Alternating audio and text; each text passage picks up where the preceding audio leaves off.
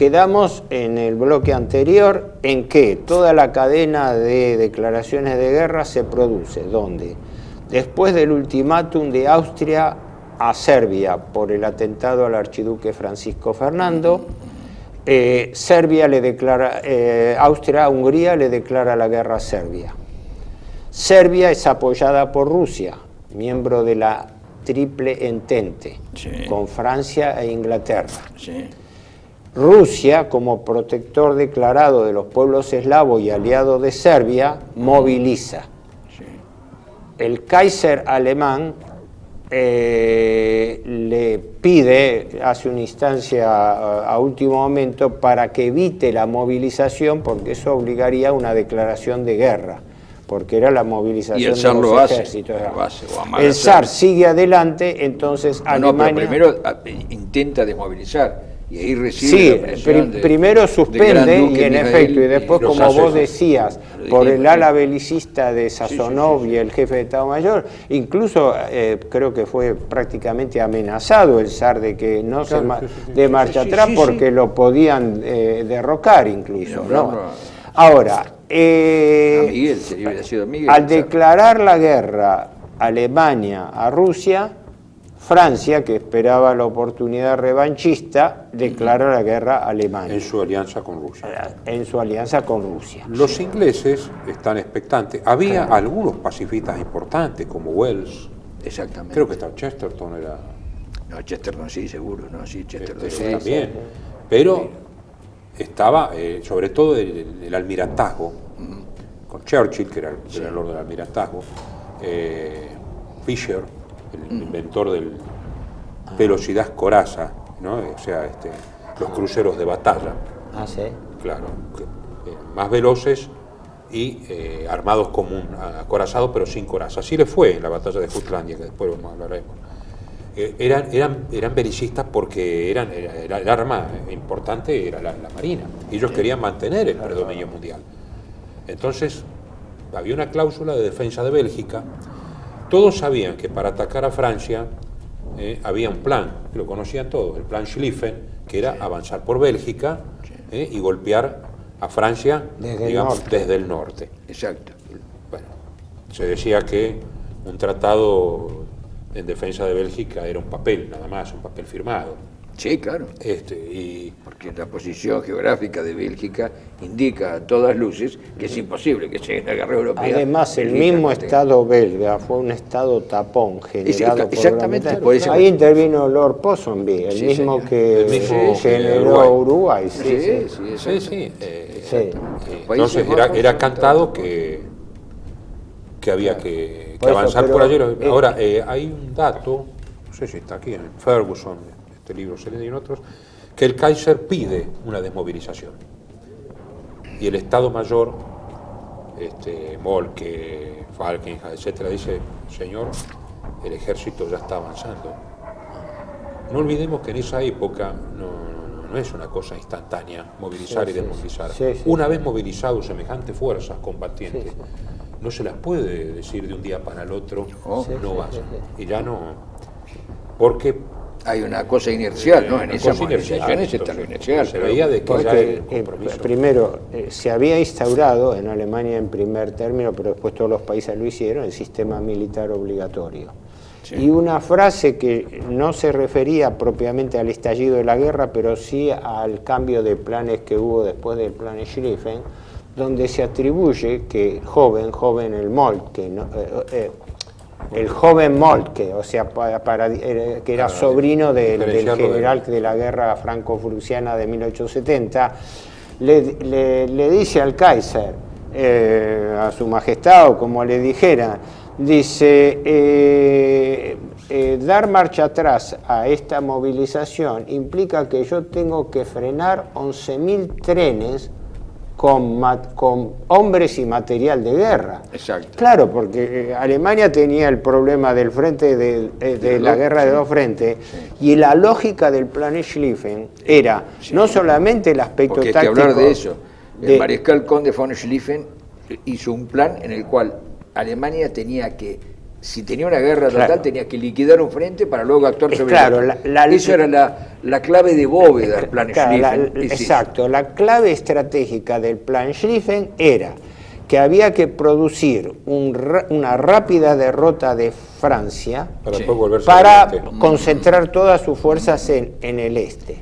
Cosa que lo dicta la misma realidad geopolítica de Y sí, Alemania. el es decir, la fantasma situación de- Alemania está acá y bueno, lógicamente El tiene que fantasma de hacer la eso. guerra de dos Eso. frentes que se definió. Sí, sí, sí. Ahora, Francia Basta declara... mirar el mapa, ¿no? El mapa lo dice, está claro. Francia es un declara. problema. Y Inglaterra demoró unos días porque esto fue fines de julio, ¿no? La invasión a Bélgica, si no me equivoco, fue el 4 de julio. Y el argumento, fundamento o pretexto británico fue que ellos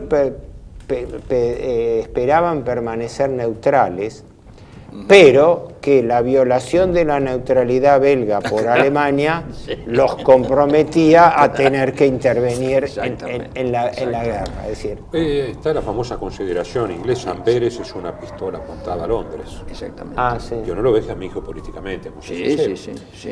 Entonces, pero habría que brevemente tocar también cuál era también el espíritu del momento. Es muy importante el tema lo mencionan los grandes historiadores, el deporte, porque se habla mucho de que todos fueron, digamos, como alegres a la guerra. Es cierto que había euforia colectiva en todos los países, Sí. porque se pensaba una guerra entre estas potencias puede ser una guerra total pero breve, como los antiguos griegos, que hereda después Macedonia, Alejandro, el concepto de que una guerra tiene que ser corta, con un gran impacto para derrotar al enemigo y luego volver a trabajar. Porque todo el mundo decía, si estamos todos movilizados, ¿quién va a producir? ¿Quién va a ir a trabajar la tierra? ¿Quién va?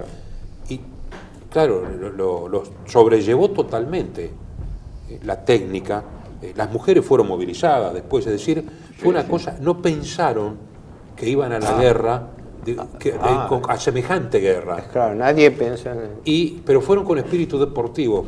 Fíjense que de 80 y pico, en 1912, integrantes del Comité Olímpico Internacional, 44 eran militares. Sí. Y ellos de 44, la mayoría eran aristócratas, porque ser militar de carrera, llegar arriba, oficial, obvio, era venir de familias nobles, que tenían el espíritu deportivo del torneo. Todo eso existía. El Zeppelin, ¿no? El avión, era toda una cosa novedosa.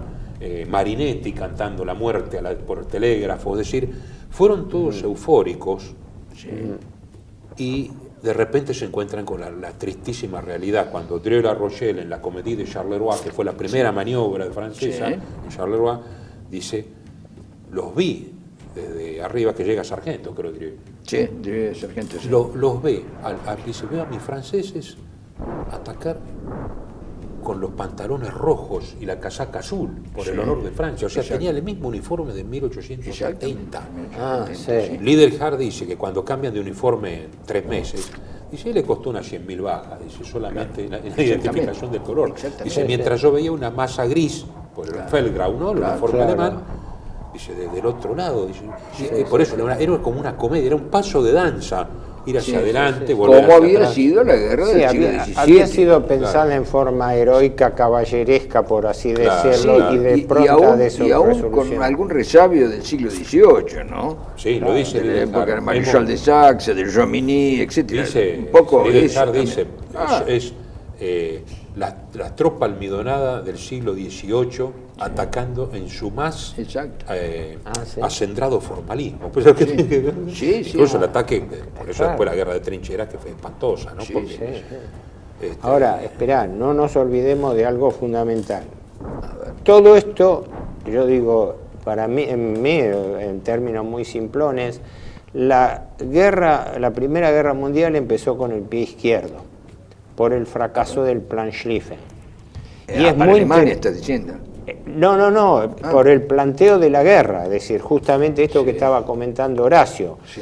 ¿Por qué una guerra que fue pensada como una guerra corta de movimientos se transforma luego en una larga guerra de posiciones, de trincheras, con un desgaste humano y de material increíble?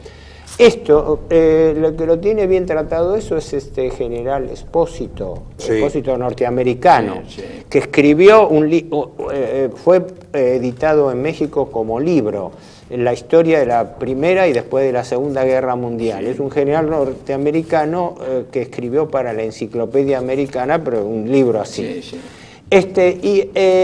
Dos factores fundamentales que señala uno él y otros historiadores, que fue el joven Moltke, o sea, el jefe de Estado Mayor alemán, cambia el plan Schlieffen. Exactamente. Porque efectivamente se dice que Schlieffen falleció unos pocos meses antes de la guerra, porque el plan de él era de 1906 y se mantuvo, pero él fallece ya retirado pocos meses antes de no sé si en 1913 o 14, ¿no?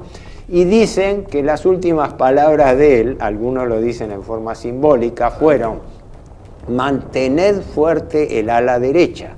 Claro, porque el ala derecha alemana era la que tenía que penetrar por Bélgica y Holanda, después se descarta Holanda para no meterse cambiado, y el paso iba a ser por la zona de Lieja. Ahí es donde el empuje alemán se produce y irrumpe, ¿no? Pero traspuesto, a ver, la secuencia fue esta. Toma la iniciativa Francia con un ataque frontal sobre Alsacia y Lorena, pero es rechazada por los alemanes. Ese rechazo se produce un desorden en las filas francesas. Entonces, el Moltke, como que dice, se entusiasma con que el frente del oeste puede ceder, y en lugar de mantener el plan original de Schlieffen, de reforzar el ala derecha para seguir cayendo desde el norte, cambia el plan y transfiere parte de las fuerzas al frente del oeste. Esto, si no recuerdo mal, lo plantea Espósito, diciendo el gran error de él, y todavía lo toma como una moraleja, diciendo no hay que cambiar los planes sobre la marcha cuando se encara.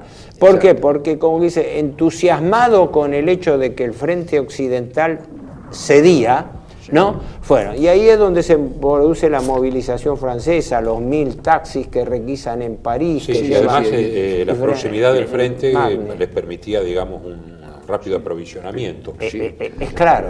Y entonces, por un lado, Moltke cambia el plan Schlieffen por el lado de entusiasmarse con atacar frontalmente por el oeste, donde es atajado. Claro, por eso el error alemán. Y debilita el ala derecha, y a la vez los rusos invaden Prusia Oriental, y él pide autorización al Kaiser para retirar tropas para reforzar. Así que ahí cambió. Para centrarte en el tema de la ofensiva de Moltke, el problema es el siguiente, es decir, los franceses tienen una pésima conducción de la guerra, porque ellos les había un espía de ellos, les había entregado el plan Schlieffen mucho antes, creo que el 6, el 7 o el 8, poco después de que se hizo el plan Schlieffen, fue entregado al Estado Mayor francés, o sea que ellos sabían y tuvieron tiempo de estudiarlo. Lo desecharon, lo cajonearon, como se dice acá. Cajonearon el plan Schlieffen, pero lo favoreció, el error de Moltke. El error de Moltke lo favorece a los franceses, pero la conducción francesa, vos fijate que Foch y Pétain y Joffre, los tres, hacían tres líneas distintas, es decir, con suma ironía hablaba de estas cosas. Pétain, es decir, la Primera Guerra, Pétain dijo, bueno, pero esto acá no hay conducción, esto está mal hecho. Hay un detalle, que no es detalle, digamos, que es el cuerpo expedicionario británico. Joffre le va a pedir por favor a French que intervenga para salvarlos. Dice, Francia y entera se lo agradecerá que se conmueve hasta las lágrimas, y en inglés, que era durísimo, dice, bueno, tenemos que intervenir. Y ahí es el episodio del Langemarck, cuando la juventud alemana Claro, choca con la derecha, Mons, exacto. todo lo que sabemos. Pero digamos. Francia llegó en su improvisación. Perdona, porque, sí. ¿cómo fue? Porque el Déjame. cuerpo expedicionario británico desembarcó en la zona de norte de Francia para apuntalar el Canal de la Mancha. Ellos lo que les interesaba Claro, es pero que por no eso le van llegasen- y le pide por favor que intervenga en el frente. Y Claro. Kluck dice, no tomé París por la enconada resistencia inglesa, que venían Sí. frescos, tropas claro. tropas frescas, Sí. y ahí es la famosa carrera al mar. Kluck quiere Sí. rodear a los ingleses, Sí. Joffre quiere rodear a los alemanes, y como se van empatando, Sí. es la carrera al mar, y se estabiliza el frente y pasamos a la espantosa guerra de trincheras. Exactamente. Cuando- ahí es Exactamente, donde pero se- el error, ese error de Francia, de no tener a pesar de la actitud belicosa y de Alsacia-Lorena, no tiene un plan bueno, desecha el plan Schlieffen y termina pidiendo armas hasta el Japón, porque van a Japón a pedirle armas y Japón le dice, bueno, perfecto, pero nosotros que tenemos que ver el conflicto europeo, mandar 100.000 hombres para que sean masacrados en las... El punto Entonces el importante problema es este, que pide armas por todos lados y pide intervención, como la que acaba de decir Horacio, Sí. a Inglaterra. Es decir, realmente Francia no tenía una conducción No, militar. pero el tema importante es, yo creo que ocurrió al mes de guerra, porque la guerra y la ofensiva estalla en agosto. Ajá. Y en septiembre es cuando se produce este freno del ala derecha de Schlieffen. Entonces, los franceses contuvieron... Moltke, no de Schlieffen. de Moltke. Los franceses contuvieron la ofensiva alemana frontal del oeste, y al haber los alemanes debilitado el ala norte, paralizaron también la frontera en el norte, porque Sí. toda la línea de frontera se hizo en territorio belga hasta Sí. fin de la guerra. Sí. Y entonces ahí es donde Alemania, que era fuerte en la guerra de movimientos, se ve empantanada y tiene que, antes de replegarse, empezar fortificaciones, y de ahí surge la línea de defensa y la línea de trinchera, y de ahí es donde se pasa de una movilidad a una guerra de A lo posición. que Liederkranz llama el fue frente entrar. continuo. Sí. Es ¿Cómo? el frente continuo. El frente continuo. Es claro. Donde Alemania construye, pues además tiene justamente en su retirada y técnicamente más posibilidades, trincheras mucho mejores, Sí, incluso sí. con cemento, mientras que las trincheras franco-inglesas se quejan mucho la tropa del desastre que eran. Pero en general la guerra de trincheras es mala, porque siempre quieren superar la línea de trinchera y conquistar terreno. Por el criterio francés de Lannes, siempre adelante, ofensivo, por el recuerdo de 1870. Sí, sí. Y hay algunos también altos oficiales alemanes que tienen esta escuela, ¿no? La escuela de la iniciativa. Y los Ahora- ingleses se van prendiendo porque la opinión pública en Inglaterra es cada vez más terrible. Este libro, que recomiendo enormemente, La pena de la guerra, de Daniel Ferguson, fíjense lo que dice, tiene un capítulo extraordinario. Ferguson le da con el hacha a los mismos ingleses, ¿no? The Press Gang, The War of the Words, la guerra de las palabras, la prensa gánster, dice. Por ejemplo, habla de los distintos, dice, los responsables de la propaganda aliada, Lloyd George, Scott, el Manchester Guardian, dice, el novelista John Buchan, una serie de libros, dice, que había propaganda de los dos lados, ¿no? En Alemania era de consejeros privados, profesores y escolares, ¿no? Y dice que la propaganda británica, dice, absolutamente perversa, Ferguson, porque él miente, por ejemplo, en el tema de Bélgica. Claro, bueno, ahí entra... después bueno, sí, empezaron con- ahí, sí, bueno, eso, perdón, sí. eso, no, empezó enseguida, eso porque Empezó fue con antes de que, Lovaina, de que entrara Italia, Sí. cuando el secretario general del Partido Socialista belga viajó a Italia para convencer a los socialistas que entraran en guerra y que participaran en el esfuerzo de que se impulsara la guerra en Italia y los socialistas sí. también participaran. Contó estas historias, unas historias muy extrañas, sí. de que los alemanes que habían entrado en Bélgica, allanaban los conventos, violaban a las monjas, colgaban a los sacerdotes de badajos en las campanas de las iglesias, Pero las manos de los chicos, sí, sí. cortaban las manos de los chicos de 8 años para abajo, y repartían caramelos envenenados. Bueno, esto lo convirtió en una especie de ogros. Ahora, ¿qué pasa? Eso sucedió en el año 14 ya. Y en el 15, este mismo dirigente socialista vuelve a Italia, ya Italia en guerra y demás, y le dice, bueno, yo soy socialista, pero primero soy amigo de la verdad. No hay un solo chico sin manos en Bélgica y los caramelos no estaban envenenados. Esto duró tanto como duró la guerra. Hubo una exposición de caramelos envenenados y después alguien se los comió, desaparecieron, nunca más se habló de este tema, pero la propaganda es lo que él ha dicho Horacio recién, ¿no? Es decir, la propaganda perversa. Toynbee estaba en la propaganda de la Toynbee trabajaba en esa época, no sabía. Bueno, Toynbee trabajaba para la inteligencia británica, pero después, como historiador. El libro del estudio de la historia, creo que es sabido que era la colección de informes que él hacía llegar al Intelligence Service. Por supuesto, pero no pero no es después de la Primera Guerra que él entra en el Intelligence Service, Arnold Toynbee. Yo sé que él tiene un libro sobre atrocidades alemanas en Bélgica. De la época. El episodio... Claro. Era un periodista, no sé. El episodio... Perdón, disculpame un segundo. Porque yo creo que él, por eso hay dos, si uno lee el estudio de la historia de Toynbee, hay una modulación a partir de una cierta fecha. Yo creí, pero bueno, puede ser ignorancia mía, yo no... Es decir, que él había entrado más o menos en los años 30 y que su apoyo durante el comienzo de su carrera fue Gilbert Murray, el famoso estudioso de la antigüedad clásica, griega sobre todo, Murray, que se casó con la hija de Murray, Toynbee, ¿no? Y que algunos dicen que Murray le puso como condición que se casara por la hija, porque parece que la hija era incasable porque era muy fea, pero bueno, esto es petit histoire. De todas maneras, él tuvo ese apoyo.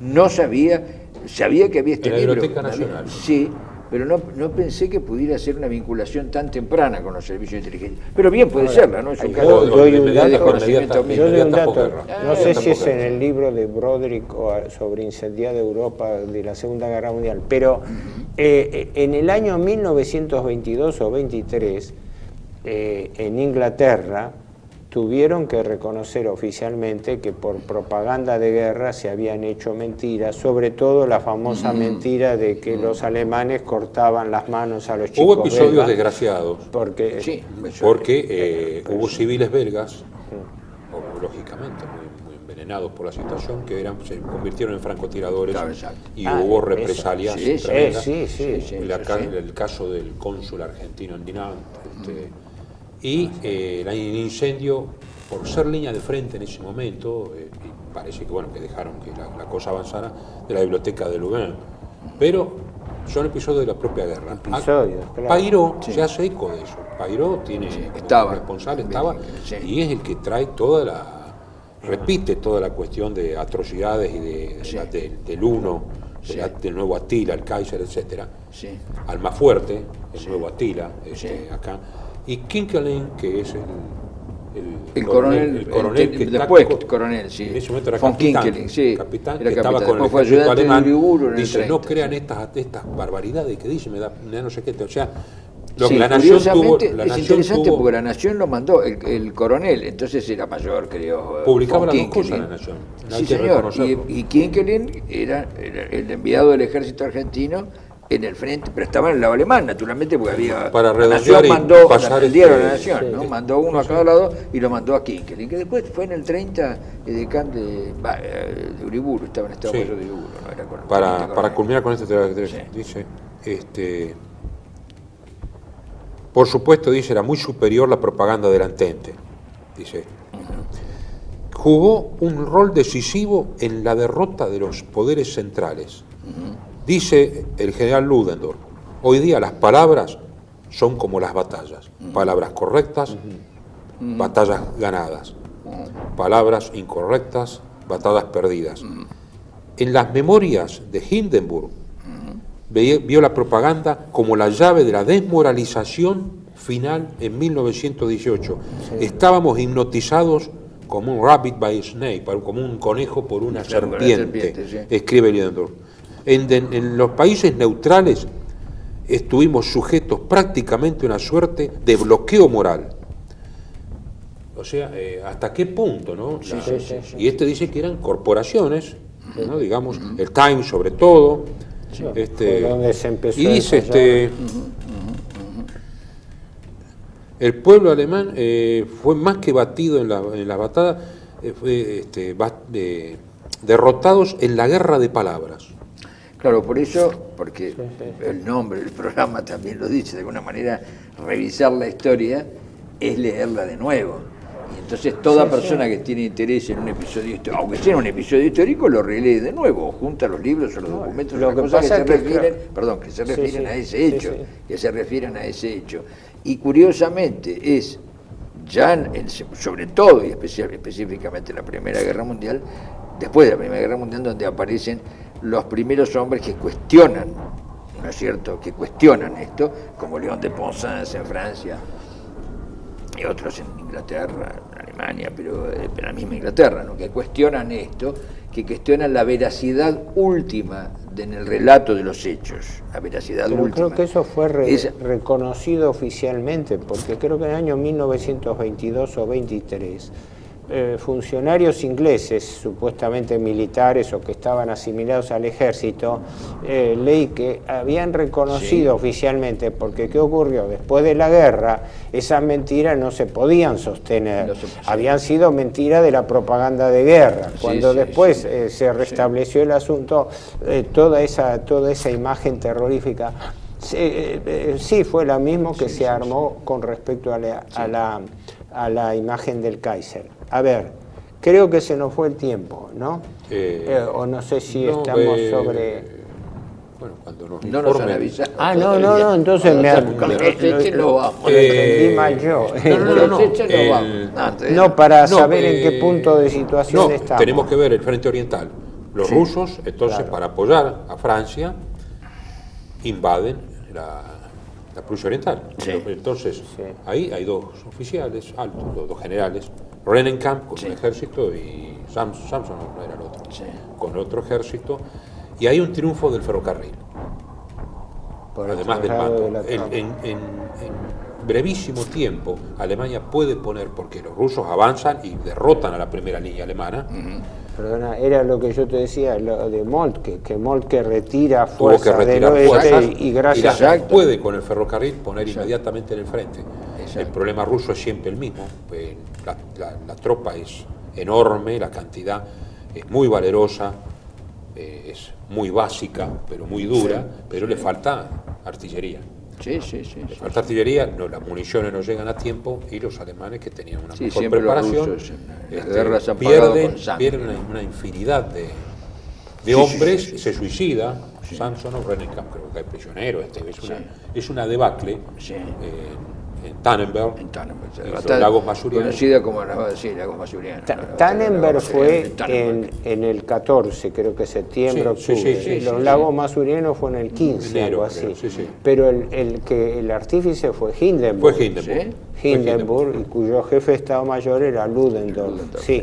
Que son a partir de ahí se construye también, digamos, esa dupla como reserva, digamos. Que atenúa, yo creo que la dupla Hindenburg-Ludendorff atenúa los errores de Moltke. De Moltke, sí, eso es evidente, ¿no? Porque ellos aguantaban. Pero además, un tema. Son una especie oriental. Claro, eso era una especie esa de. función de Petain o de Joffre.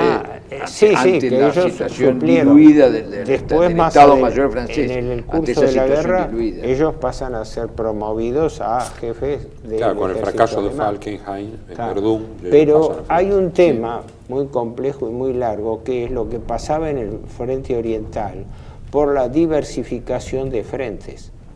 Porque los rusos invaden, creo que estaba el gran duque Nicolás al frente de la fuerza rusa, e invaden Polonia, la batalla de Lemberg, atacan a los austríacos. Nicolás tiene ese objetivo, avanzar sobre los Cárpatos. Es claro, y eso produce un repliegue austriaco que requiere apoyo alemán.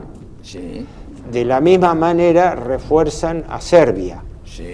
Y se produce también un problema en los Balcanes.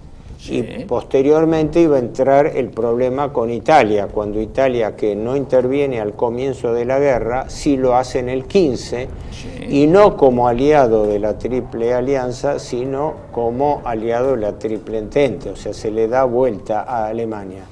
Es una constante. En todos los frentes tuvieron que ir fuerzas alemanas a contener, a tapar los agujeros. Sí, sí, sí.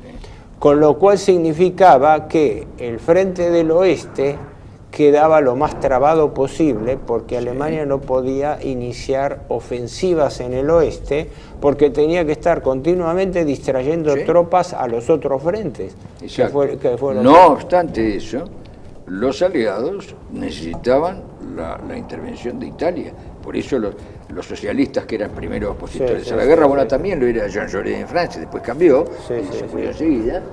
Los socialistas, en ese caso estaba Mussolini en ese momento era socialista, y el primer ministro, el secretario general del Partido Socialista Belga es el que quiere convencerlo a Mussolini, y Mussolini dice: qué extraño que los alemanes hagan estas atrocidades, el Kaiser ordene o tolere estas atrocidades, porque eso significa que van a perder la guerra y que evidentemente, dice, van a tener toda la propaganda del mundo en contra. Averigüe usted bien eso, le dice Mussolini a este hombre, porque resulta muy extraño esto. Claro, estaba muy inteligente Mussolini, se dio cuenta que estaba ante un cuadro de propaganda política, ¿no? Que no tenía propaganda. El Estado Mayor alemán, Michael Howard, gran historiador militar, se sabía que el enemigo más peligroso era Gran Bretaña y Francia.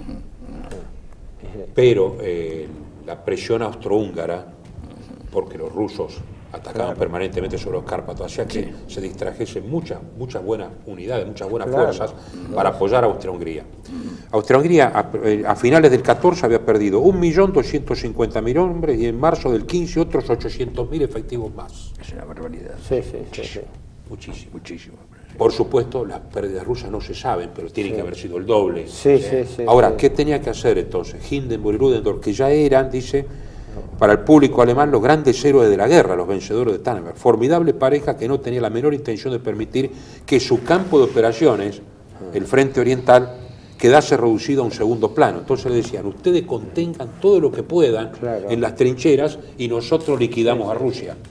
Eran dos estrategias distintas. Es cierto que el enemigo estaba en Occidente, pero quien azuzaba era Austria-Hungría en Oriente.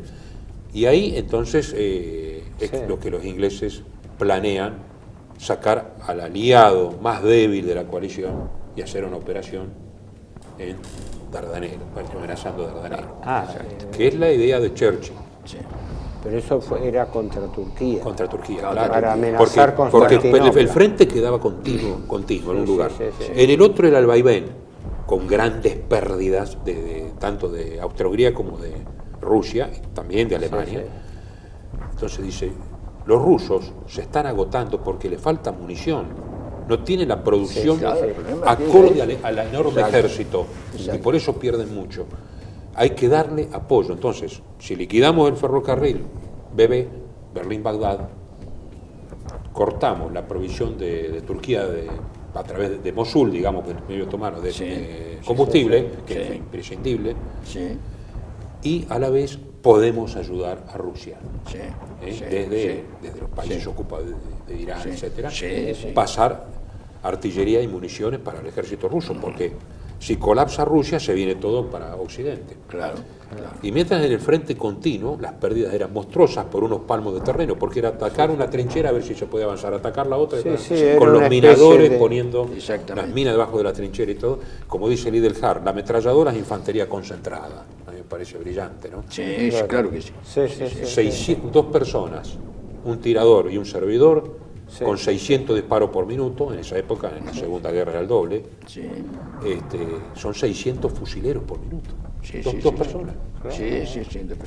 Así que Junger dice: de cada 1.500 disparos, uno da en el blanco. Fíjense el desperdicio de munición.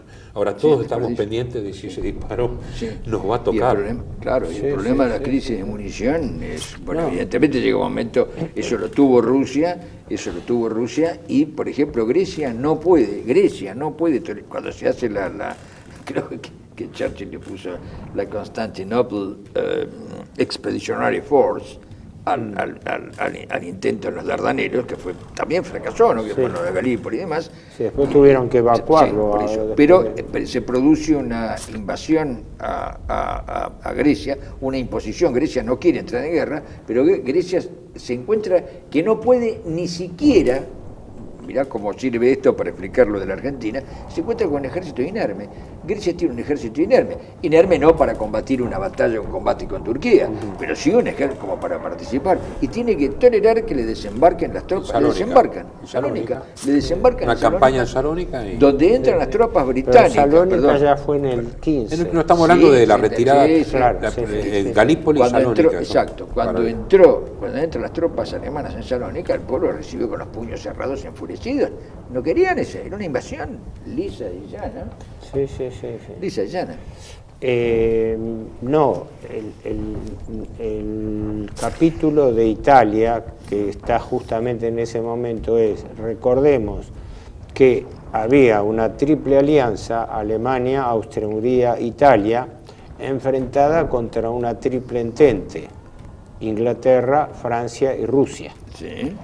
Y que en el año 1915 Italia se cambia de bando. Claro, pues fue tentada con cosas concretas. Fue tentada, los ingleses dicen, fue sobornada, porque los ingleses le ofrecieron, para la posguerra, que después como no cumplieron, fue el vuelco de Italia, le ofrecieron el Trentino, la Gorizia, el Tirol meridional, que es el Toadillo, y en la ciudad de Trieste y la península de Istria.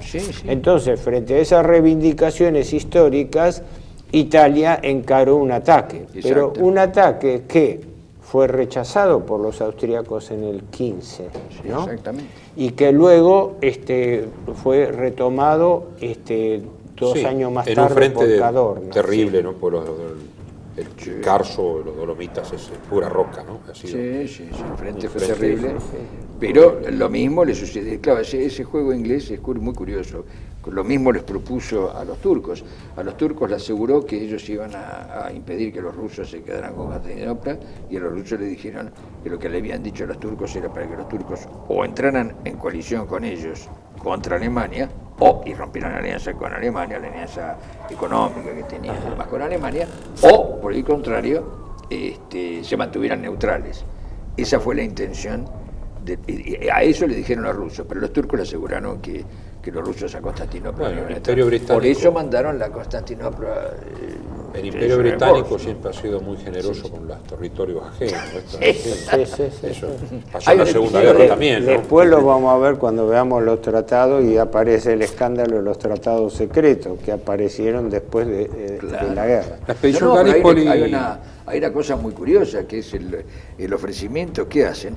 Ahora después me voy a fijar dónde está esto, pero el ofrecimiento que hace Inglaterra a Alemania antes de la Primera Guerra, para evitar un conflicto y demás, cuando estaba el conflicto era económico por la flota y demás, les ofrecen Angola, Mozambique, Mozambique y la mitad del Congo belga. Las cartas de negociación eran las buenas, ¿no? Pero te aclaro, sin derivar a ese tema. Angola, territorio portugués de ultramar, Mozambique, territorio portugués de ultramar, y la mitad del Congo belga, que se lo ofrecen los alemanes. Los alemanes quieren por eso, de ustedes. Bueno, en fin, para el próximo programa, entonces, estamos remediando la guerra con Verdún y el Somme.